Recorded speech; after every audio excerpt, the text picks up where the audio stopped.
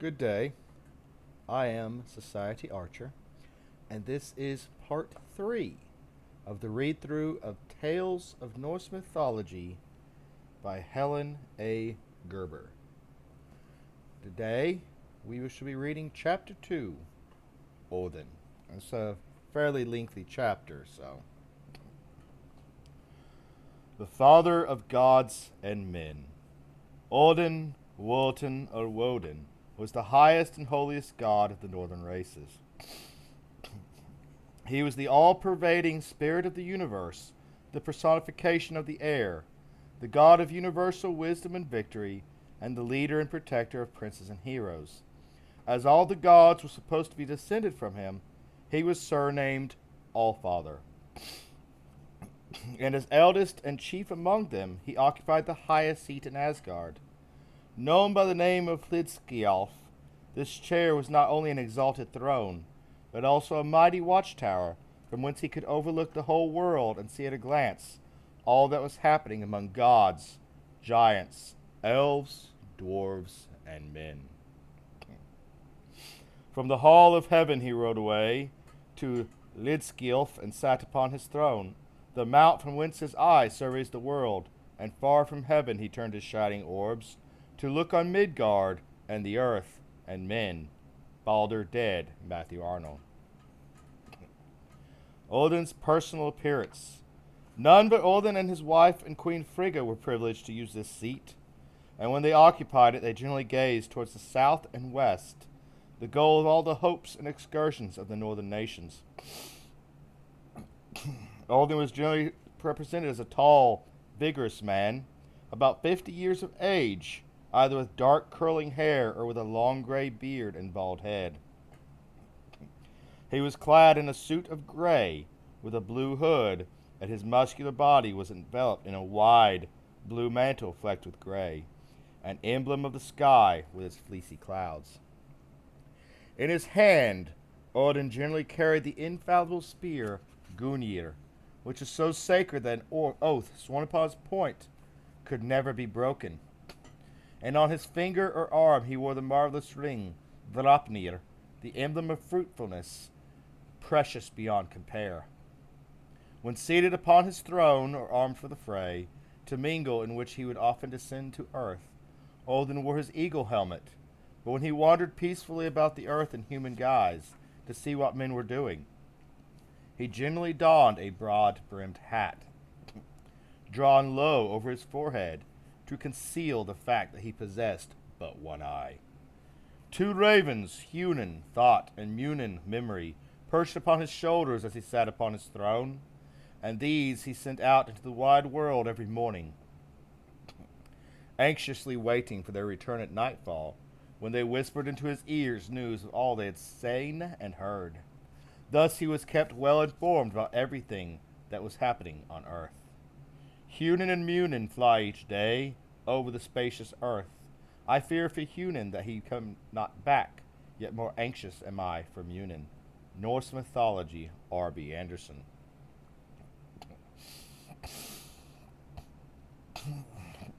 At his feet crouched two wolves or hunting hounds, Giri and Freki, animals which were therefore considered sacred to him and of good omen if met by the way. Odin always fed these wolves with his own hands from meat set before him. He required no food at all for himself, and seldom tasted anything except the sacred mead. Giri and Freki, the war-wont saints, the triumphant sire of hosts, but all wine only, the famed in arms.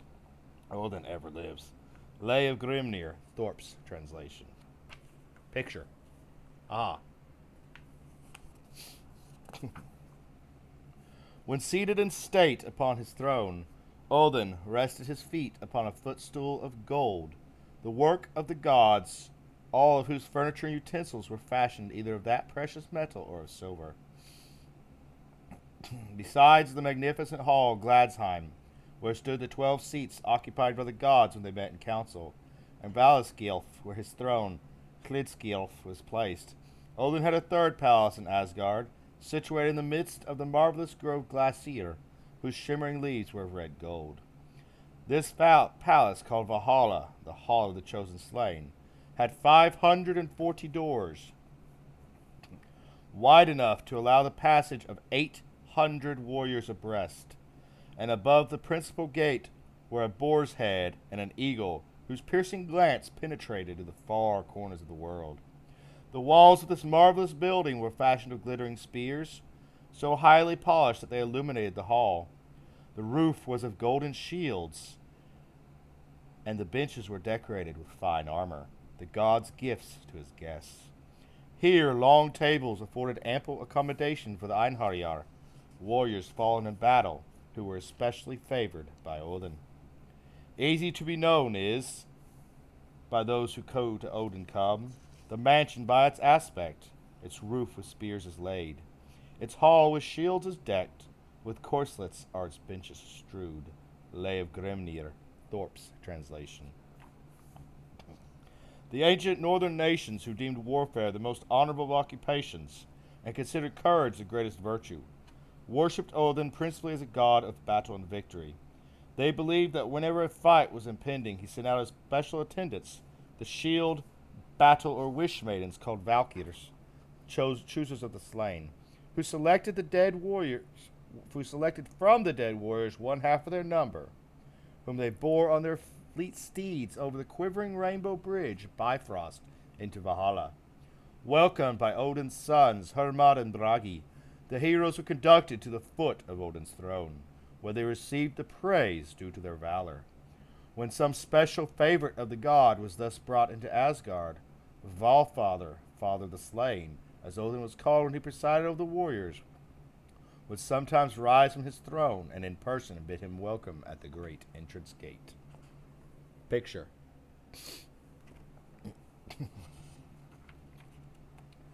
Besides the glory of such distinction and the enjoyment of Odin's beloved presence day after day, other more material pleasures awaited the warriors in Valhalla. Generous entertainment was provided for them at the long tables, where the beautiful white-armed virgins, the Valkyries, having laid aside their armor and clad themselves in pure white robes, waited upon them with assiduous attention.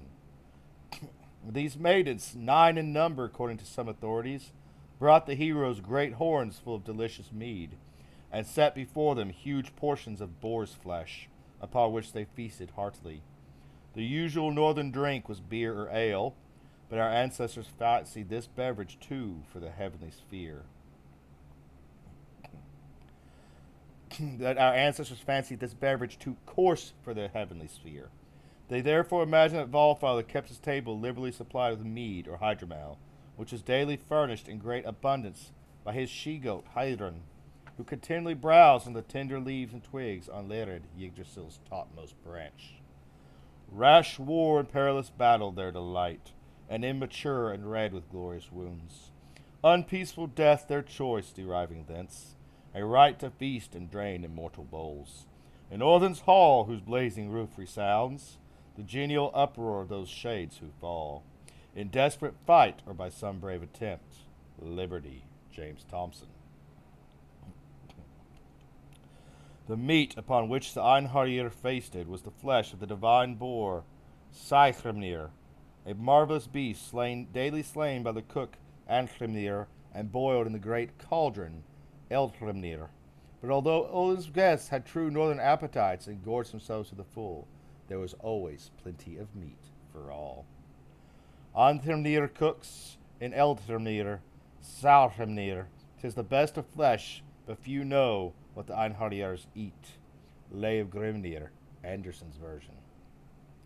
Moreover, the supply was exhaustless, for the boar always came to life again before the time of the next meal. This miraculous renewal of supplies in the larder was not the only wonderful occurrence in Valhalla, for it is related that the warriors, after having eaten and drunk to satiety, always called for their weapons, armed themselves, and rode out into the great courtyard, where they fought against one another, repeating the feats of arms for which they were famed on earth, and recklessly dealing terrible wounds, which, however, were miraculously and completely healed as soon as the dinner horn sounded.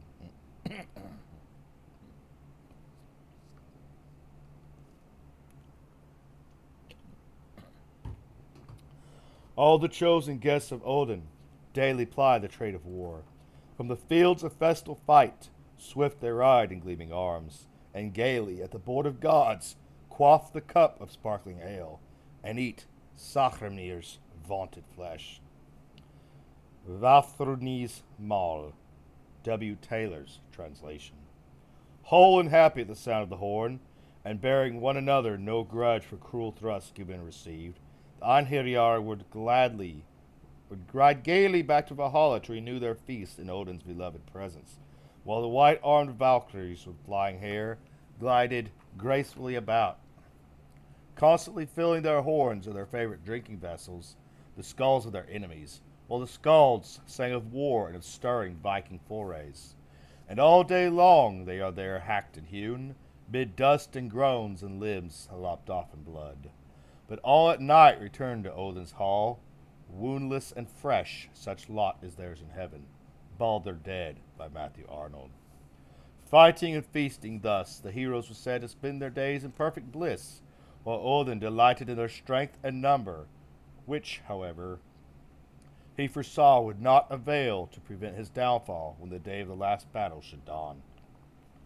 As such pleasures were the highest a northern warrior's fancy could paint, it was very natural that all fighting men should love Odin, and early in life should dedicate themselves to his service. They vowed to die, arms and hands if possible, and even wounded themselves with their own spears when death drew near, if they had been unfortunate enough to escape death on the battlefield and were threatened with straw death, as they called decease from old age or sickness. To Odin then true fast carves he fair runics, death runes cut deep on his arm and his breast. Viking Tales of the North, R.B. Anderson.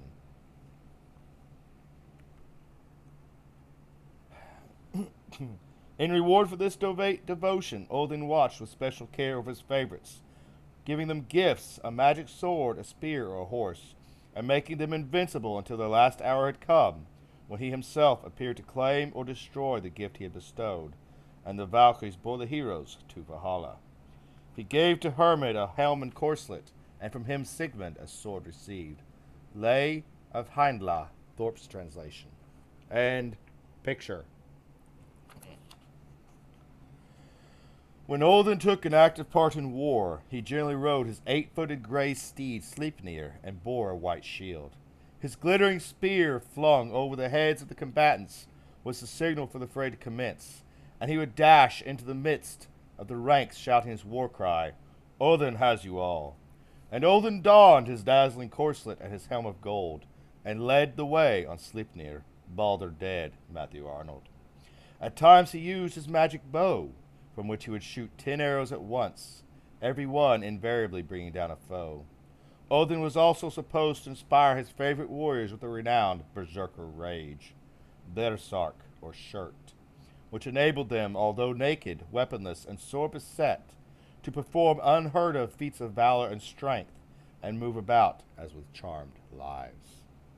As Odin's characteristics, like the all-pervading elements, were multitudinous, so also were his names, of which he had no less than 200, almost all descriptive of some phase of his activities. He was considered the ancient god of seamen and of the wind. Mighty Odin, Norse men hearts we bend to thee. Steer our barks, all potent Woden, o'er the surging Baltic Sea. Vile. Odin as wind god was picked. This is the Wild Hunt section. A section and title particularly special to me. Odin as wind god was pictured as rushing through midair on his 8-footed steed, from which originated the oldest northern riddle, which runs as follows. Who are the two who ride to the thing? 3 eyes have they together, 10 feet and 1 tail, and thus they travel through the lands. And as the souls of the dead were supposed to be wafted away on the wings of the storm, Odin was worshipped as the leader of all disembodied spirits.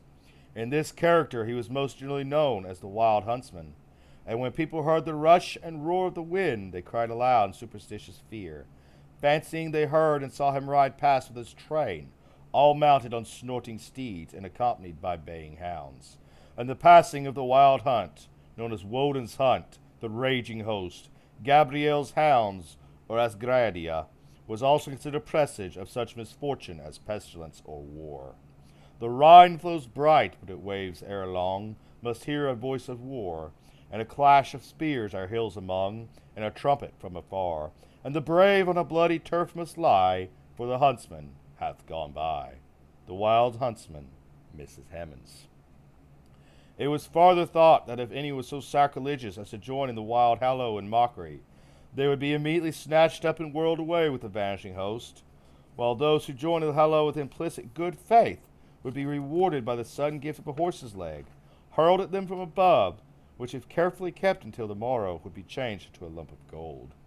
Even after the introduction of Christianity, the ignorant northern folk still dreaded the oncoming storm, declaring that it was the wild hunt sweeping across the sky, and ofttimes will start, for overhead are sweeping Gabriel's hounds, doomed with their impious lord the flying hart, to chase forever on aerial grounds. Sonnet by Wordsworth. Sometimes it left behind a small black dog, which cowering and whining upon a neighboring hearth had to be kept for a whole year and carefully tended, unless it could be exercised or frightened away. The usual recipe, the same as for the riddance of changelings, was to brew beer in eggshells, and this performance was supposed to startle the spectral dog that he would fly with his tail between his legs, exclaiming that, although as old as the Vermeer or Bohemian forest, he had never before beheld such an uncanny sight. I am as old as the Vermeer wold, and have in my life such a brewing not seen. Old saying, Thorpe's translation. The object of this phantom hunt varied greatly, and was either a visionary boar or wild horse. White-breasted maidens who were caught and borne away, bound only once in 7 years, or the wood nymph called moss maidens, who were thought to represent the autumn leaves torn from the trees and whirled away by the wintry gale. In the Middle Ages, when the belief in the old heathen deities was partly forgotten, the leader of the wild hunt was no longer Odin, but Charlemagne, Frederick Barbarossa, King Arthur, or some Sabbath breaker, like the squire of Rodenstein or Hans von Heckelberg, who was in punishment for his sins, was condemned to hunt forever through the realms of air. As the winds blew fiercest in autumn and winter, Odin was supposed to prefer hunting during that season, especially during the time between Christmas and Twelfth Night, and the peasants were always careful to leave the last sheaf or measure of grain out in the fields to serve as food for his horse. This hunt was, of course, known by various names in the different countries of northern Europe, but as the tales told about it are all alike, they evidently originated in the same old heathen belief, and to this day ignorant people of the north fancy that the baying of a hound on a stormy night is an infallible presage of death. Still shall last the dreadful chase, till time itself shall have an end. By day they scour earth's caverned space, at midnight's witching hour ascend. This is the horn and hound and horse, that oft the lated peasant hears. Appalled he signs the frequent cross, when the wild din invades his ears. The wakeful priest oft drops a tear, for human pride, for human woe, when at his midnight mass he hears the infernal cry of Halla-ho, Sir Walter Scott. The wild hunt, or raging host of Germany, was called Herlathing in England, for the mythical king Herla, its supposed leader. In northern France it bore the name as Mesne de Halaquin, from Hel, goddess of death. And in the Middle Ages it was known as Cain's hunt or Herod's hunt, these latter names being given because the leaders were supposed to be unable to find rest on account of the iniquitous murders of Abel, of John the Baptist, and of the Holy Innocents. In central France, the wild huntsman, whom we have already seen in other countries as Odin, Charlemagne, Barbarossa, Rodenstein, von Hackelberg, King Arthur, Hel, one of the Swedish kings, Gabriel, Cain, or Herod, is also called the Great Huntsman of Fontainebleau. And people declare on the eve of Henry IV's murder, and also just before the outbreak of the Great French Revolution, his shouts were distinctly heard as he swept across the sky. It was generally believed among the northern nations that the soul escaped from the body in the shape of a mouse, which crept out of the corpse's mouth and ran away. And it was also said to creep in and out of the mouths of people in a trance. While the soul was absent, no effort or remedy could recall the patient to life, but as soon as it had come back, animation returned. The Pied Piper. As Odin was the leader of all disembodied spirits, he was identified in the Middle Ages with the Pied Piper of Hamelin. According to medieval legends, Hamelin was so infested by rats that life became unbearable, and a large reward was offered to any who would rid the town of these rodents. A piper in party-colored garments offered to undertake the commission, and the terms being accepted, he commenced to play through the streets in such wise that one and all those rats were beguiled out of their holes until they formed a vast procession. There was that in the strains which compelled them to follow, until at last the river Weser was reached, and all were drowned in its tide. And ere 3 shrill notes the pipe uttered, you heard as if an army muttered, and the muttering grew to a grumbling, and the grumbling grew to a mighty rumbling. And out of the houses the rats came tumbling, great rats, small rats, lean rats, brawny rats, brown rats, black rats, grey rats, tawny rats, grave old plotters, gay young friskers, fathers, mothers, uncles, cousins, cocking tails and prickling whiskers, families by tens and by dozens. Brothers, sisters, husbands, wives followed the piper for their lives. From one street to street he piped advancing, and step for step they followed dancing, until they came to the river Weser, wherein all plunged and perished. Robert Browning. As the rats were all dead, and there was no chance of their returning to plague them, the people of Hamelin refused to pay the reward, and they bade the piper do his worst. He took them at their word, and a few moments later the weird strains of the magic flute again arose, and this time it was the children who swarmed out of the houses and merrily followed the piper. There was a rustling that sounded like a bustling of merry crowds justling at pitching and hustling. Small feet were pattering, wooden shoes clattering, little hands clapping, and little tongues chattering. And like foals in a farmyard and barley is scattering, out came all the children running. All the little boys and girls with rosy cheeks and flaxen curls, with sparkling eyes and teeth like pearls, tripping and skipping ran airily after the wonderful music with shouting and laughter. Robert Browning. The burghers were powerless to prevent the tragedy, and as they stood spellbound, the piper led the children out of the town to the Koppelberg, a hill in the confines of the town, which miraculously opened to receive the procession, and only closed again when the last child had passed out of sight. This legend probably originated the adage to pay the piper. The children were never seen in Hamelin again, and in commemoration of this public calamity, all official decrees have since been dated so many years after the Pied Piper's visit. They made a decree that lawyers never should think the records dated duly, if only after the day of the month and year these words are not as well appear, and so long after what happened here on the 22nd of July, 1365, and the better in memory of fixed the place of the children's last retreat. They called it the Pied Piper Street, where anyone playing on pipe or tabor was sure for the future to lose his labor. Robert Browning. In this myth, Odin is the piper, the shrill tones of the flute are the emblematic of the whistling wind, the rats represent the souls of the dead which cheerfully follow him, and the hollow mountain into which he leads the children is typical of the grave. Picture. Bishop Hatto. Another German legend which owes its existence to this belief is the story of Bishop Hatto, the miserly prelate, who, annoyed by the clamors of the poor during a time of famine, had them burned alive in a deserted barn, like the rats whom he declared they resembled, rather than give them some of the precious grain which he had laid up for himself. "I faith 'tis an excellent bonfire," quoth he, "and the country is greatly obliged to me, for ridding it in these times forlorn of rats that only consume the corn." Robert Southey. Soon after this terrible crime had been accomplished, the bishop's retainers reported the approach of a vast swarm of rats. These, it appears, were the souls of the murdered peasants, which had assumed the forms of the rats to which the bishop had likened them. His efforts to escape were vain, and the rats pursued him even into the middle of the Rhine, to a stone tower in which he took refuge from their fangs.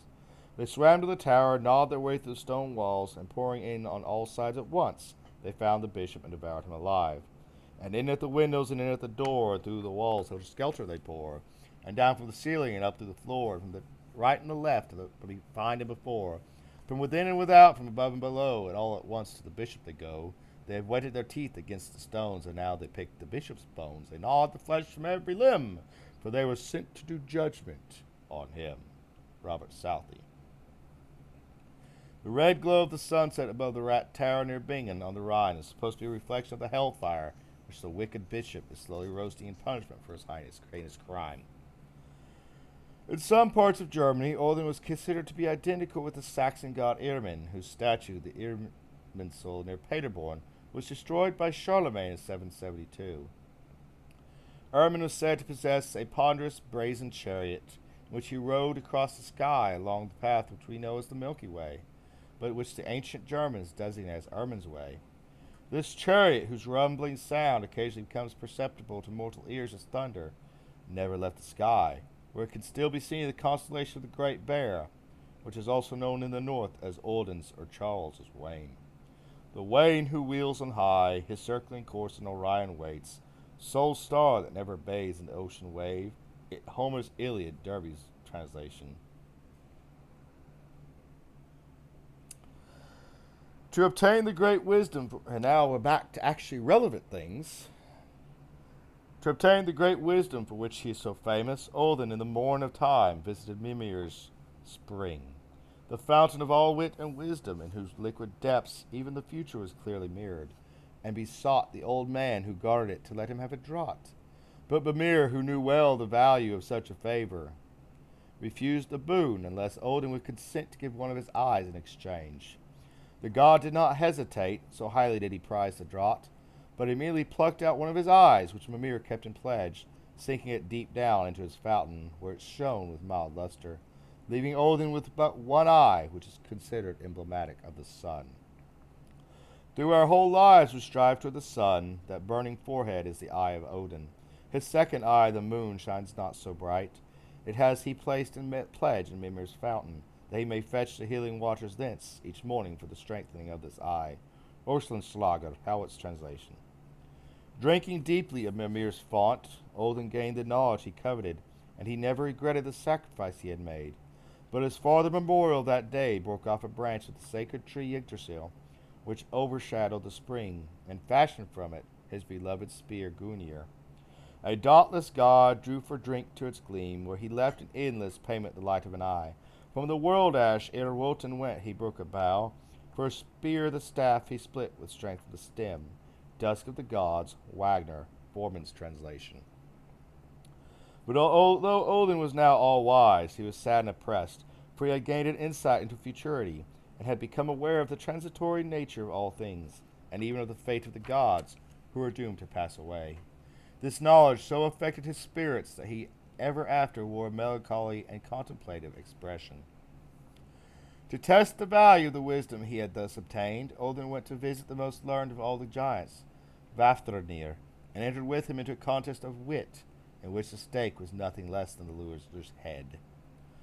Odin rose with speed and went to contend in runic lore with the wise and crafty Jute. To Vafthrûdnir's royal hall came the mighty king of spells. Vafthrûdnir's Maul, W. Taylor's translation. Odin and Vafthrûdnir.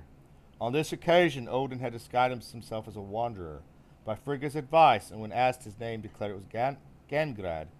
The contest of wit immediately began, Vafthrûdnir questioning his guest concerning the horses which are carried day and night across the sky, the river Ifing separating Jotunheim from Asgard, and also about Vigrid, the field where the last battle was to be fought. And all these questions were minutely answered by Odin, who, when Vafthrûdnir had ended, began the interrogatory in his turn, and received equally explicit answers about the origin of heaven and earth, the creation of the gods, their quarrel with the Vanas, the occupations of the heroes in Valhalla, the offices of the Norns, and the rulers who were to replace the Aesir when they had all perished with the world they had created. But when in conclusion Odin bent near the giant and softly inquired what words Allfather whispered to his dead son Balder as he lay upon his funeral pyre, Vafthrûdnir suddenly recognized his divine visitor. Starting back in dismay, he declared that no one but Odin himself could answer that question, and that it was now quite plain to him that he had madly striven in a contest of wisdom and wit with the king of the gods, and fully deserved the penalty of failure, the loss of his head. Not the man of mortal race knows the words that which thou hast spoken to thy son in days of lore. I hear the coming tread of death, he soon shall raise the runic lore, and knowledge of the rise of gods from his ill-fated soul who strove, with Odin's self the strife of wit, wisest of the wise that breathe. Our stake was life, and thou hast won. Vafthrûdnir's Maul, W. Taylor's translation. As is the case with so many of the northern myths, which are often fragmentary and obscure, this one ends here. None of the skalds informs us whether Odin really slew his rival, nor what was the answer to his last question.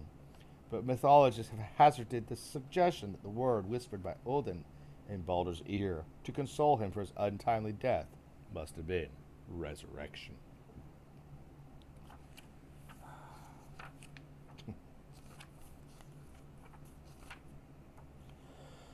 Besides being god of wisdom, Odin was god and inventor of runes, the earliest alphabet used by northern nations, which characters signifying mystery were at first used for divination, though in later times they served for inscriptions and records.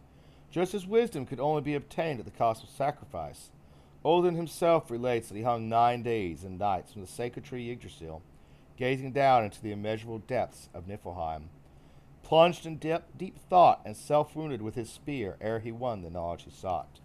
I know that I hung on a windrock tree 9 whole nights with a spear wounded, and to Odin offered myself to myself on that tree of which no one knows from what root it springs. Odin's rune song, Thorpe's translation. When he had fully mastered this knowledge, Odin cut magic runes upon his spear Gungnir, upon the teeth of his horse Sleipnir, upon the claws of the bear, and upon countless other animate and inanimate things. And because he had thus hung over the abyss for such a long space of time, he was ever after considered the patron divinity of all who were condemned to be hanged or who perished by the noose. After obtaining the gift of wisdom and runes, which gave him power over all things, Odin also coveted the gift of eloquence and poetry, which he acquired in a manner which we shall relate in a subsequent chapter.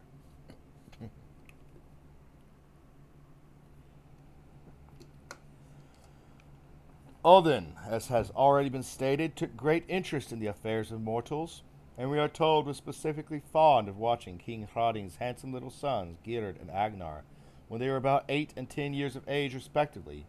One day these little lads went fishing, and a storm suddenly arose which blew their boat far out to sea, where it finally stranded upon an island upon which dwelt a seeming old couple, who in reality were Odin and Frigga in disguise. They had assumed these forms in order to indulge a sudden passion for the close society of their protégés. The lads were warmly welcomed and kindly treated, Odin choosing Gerd as his favorite and teaching him the use of arms, while Frigga petted and made much of little Agnar. The boys tarried on the island with their kind protectors during the long cold winter season. But when spring came and the skies were blue and the sea calm, they embarked in a boat which Odin provided and set out for their native shore. Favored by gentle breezes, they were soon after thither, but as the boat neared the strand, Gerd quickly sprang out and pushed it far back into the water, bidding his brothers sail away into the evil spirit's power. At the self-same moment the wind veered, and Agnar was indeed carried away, while his brother hastened to his father's palace with the lying tales of what had happened to his brother. He was joyfully received as one from the dead, and in due time he succeeded his father upon the throne.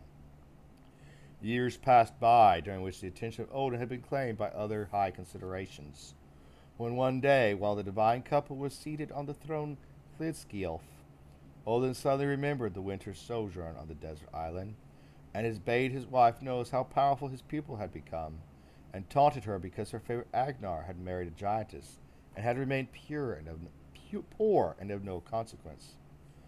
Frigga quietly replied that it was better to be poor than hard-hearted, and accused Gerd of lack of hospitality, one of the most heinous crimes in the eyes of Northmen.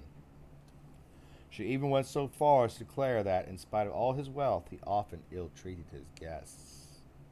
To violate Frith is a severe crime. While Odin heard this accusation, he declared that he would prove the falsity of the charge by assuming the guise of a wanderer and testing Gerd's generosity.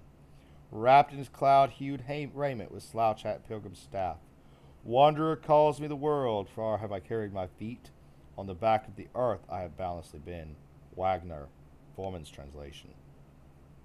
Odin immediately set out by a roundabout way, while Frigga, to outwit him, immediately dispatched a swift messenger to warn Gerd to beware of a man in white mantle and broad-brimmed hat, as he was a wicked enchanter who would work him ill.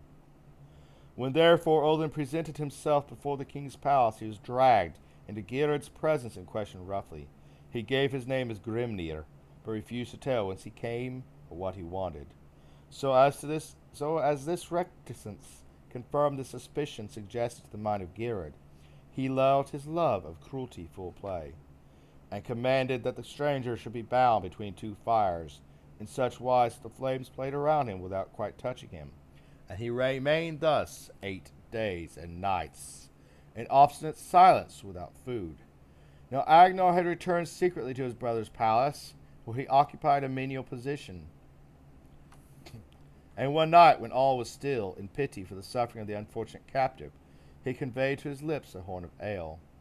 But for this, Odin would have had nothing to drink, the most serious of all trials to the god. At the end of the 8th day, while Geirrod, seated upon his throne, was gloating over his prisoner's sufferings, Odin began to sing, softly at first, then louder and louder, until the hall re-echoed with his triumphant notes, a prophecy that the king, who had so long enjoyed the god's favor, would soon perish by his own sword. The fallen by the sword Ygg shall now have, thy life is now run out. Wroth with thee are the Disir, Odin thou now shalt see. Draw near to me if thou canst. Saemund's Edda, Thorpe's translation. As the last notes died away, the chains dropped from his hands, the flames flickered and went out, and Odin stood in the midst of the hall, no longer in human form, but in all the power and beauty of a god. On hearing the ominous prophecy, Geirrod hastily drew his sword, intending to slay the insolent singer. But when he beheld the sudden transformation, he started in dismay, tripped, fell upon the sharp blade, and perished as Odin had just foretold. Turning to Agnar, who according to some accounts was the king's son and not his brother, for those old stories are often strangely confused, Odin bid him ascend the throne in reward of his humanity, and farther to repay him for the timely draught of ale. He promised to bless him with all manner of prosperity. On another occasion Odin wandered the earth, and was absent so long that the gods began to think they would not see him in Asgard again. They encouraged his brothers Vili and Ve, who by some mythologies are considered as other personifications of himself, to usurp his power and his throne, and even, we are told, to espouse his wife Frigga.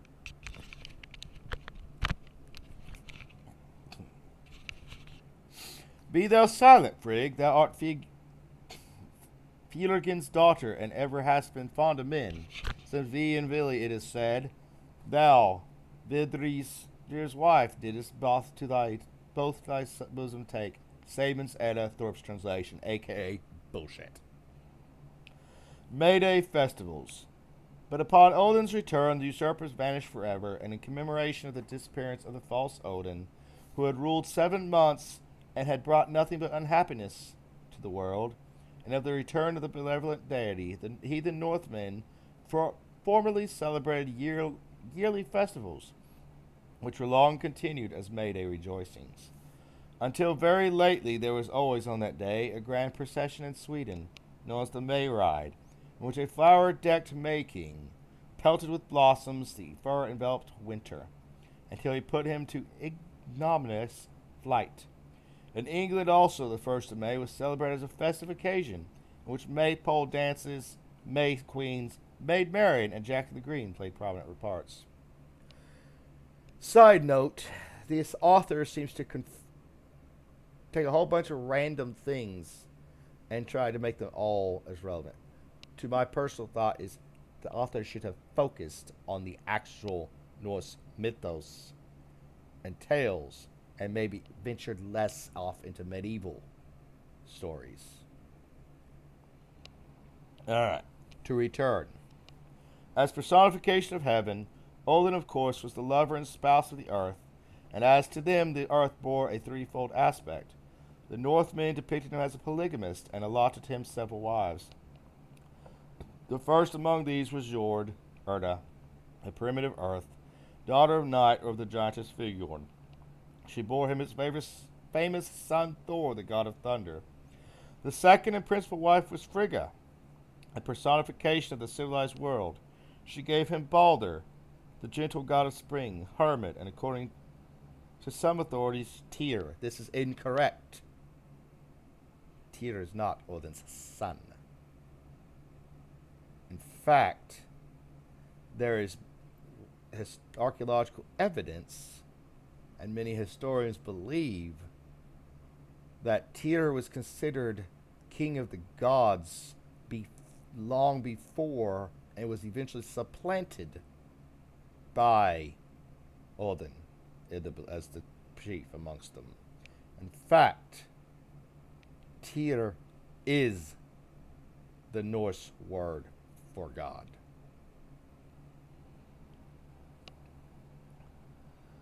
The third wife was Rinda, a personification of the hard and frozen earth, who reluctantly yields to his warm embrace, but finally gives birth to Vali, the emblem of vegetation. Odin is also said to have married Saga or Laga, the goddess of history, and to have daily visited her in the crystal hall of Solkvabek, beneath a cool, ever-flowing river, to drink its waters and listen to her songs about olden times and vanished races. Solkvabek hight the fourth dwelling, over it flowed the cool billows. Glad drink there, Odin and Saga, every day from golden cups. Norse Mythology, R.B. Anderson. His other wives were Grid, the mother of Vidar, Gunlord, the mother of Bragi, Skadi, and the 9 giantesses, who simultaneously bore Heimdall, all of whom play more or less important parts in the various myths of the North. Besides this ancient Odin, there was a more modern semi-historical personage of the same name, to whom all the virtues, powers, and adventures of his predecessor have been attributed. He was the chief of the Asir inhabitants of Asia Minor, who, sore pressed by the Romans and threatened with destruction of slavery, left their native land about 70 B.C. and migrated into Europe. This Odin is said to have conquered Russia, Germany, Denmark, Norway, and Sweden, leaving a son on the throne of each conquered country. He also built the town of Odense. He was welcomed in Sweden by Gylfi the king, who gave him a share of the realm, and allowed him to build the city of Sigtuna, where he built a temple and introduced a new system of worship. Tradition farther relates that as his end grew near, this mythical Odin assembled his followers, publicly cut himself 9 times and hit the breast with a spear, a ceremony called carving Gyrods, and told them he was about to return to his native land Asgard, his old home, where to await their coming to share with him a life of feasting, drinking, and fighting. According to another account, Gylfi, having heard of the power of the Aesir, the inhabitants of Asgard, and wishing to ascertain whether these reports were true, journeyed to the south. In due time he came to Odin's palace, where he was expected, and where he was deluded by the vision of Har, Ifnanha, and Thridi, 3 divinities enthroned one above the other. The gatekeeper Gangler answered all his questions and gave him a long explanation of northern mythology, which is recorded in the Younger Edda. And then, having finished his instructions, suddenly vanished with the palace amid a deafening noise. According to some other very ancient poems, Odin's sons, Weildig, Bildig, Sigi, Skjord, Saming, and Yngvi, became kings of East Saxony, West Saxony, Franconia, Denmark, Norway, and Sweden, and from them are descended the Saxons, Hengist, and Horsa, and the royal families of the northern lands. Still other version relates that Odin and Frigga had 7 sons, who founded the Anglo-Saxon Heptarchy. In the course of time, this mysterious king was confounded with the Odin whose worship he introduced, and all his deeds were attributed to the god. This sounds like the crock of shit that kings devise to try to justify, to use the holy mandate as justification for their rule. Remember, too, that almost all the translations and writings that we have were written by Christians, by those who did not follow these as their beliefs and had a otherwise bias towards considering tales as false and writing thus. Odin was worshipped in numerous temples, but especially in the great fane at Uppsala, where the most solemn festivals were held and where sacrifices were offering. The victim was generally a horse, for in times of pressing need, human offerings were made, even the king being once offered up to avert a famine. Uppsal's temple were the north, Salva Hall's fair imagined here on earth. Viking Tales of the North, R.B. Anderson. The first toast at every festival here was drunk in his honor, and besides the 1st of May, 1 day in every week was held sacred to him, and from his Saxon name Woden was called Woden's Day, whence the English word Wednesday has been derived. It was customary for the people to assemble at his shrine on festive occasions, to hear the songs of the skalds who were rewarded for their minstrelsy by the gift of golden bracelets or armlets, which curled up at the ends and were called Odin's serpents. There are but few remains of ancient northern art now extant, and although rude statues of Odin were once quite common, they have all disappeared as they were made of wood, a perishable substance which in the hands of the missionaries, and especially of Olaf the Saint, the northern iconoclast, was soon reduced to ashes. There in the temple, carved in wood, the image of great Odin stood, saga of King Olaf Longfellow. Odin himself is supposed to have given his people a code of laws whereby to govern their conduct in a poem called Havamal, or the High Song, which forms part of the Edda. In this lay, he taught the fallibility of man, the necessity for courage, temperance, independence, and truthfulness, respect for old age, hospitality, charity, and contentment, and gave instructions for the burial of the dead. At home let a man be cheerful, and toward a guest liberal. Of wise conduct he should be, of good memory and ready speech. If much knowledge he desires, he must often talk on what is good. Havamal, Thorpe's translation. The Havamal is not the high song, it is sayings of the High One. And it is the heathen version, you could say, of what the Christian Proverbs. That concludes chapter 2. So, this has been a rather long video. I hope that the watchers enjoy it. Until next time, this is Society Archer signing off.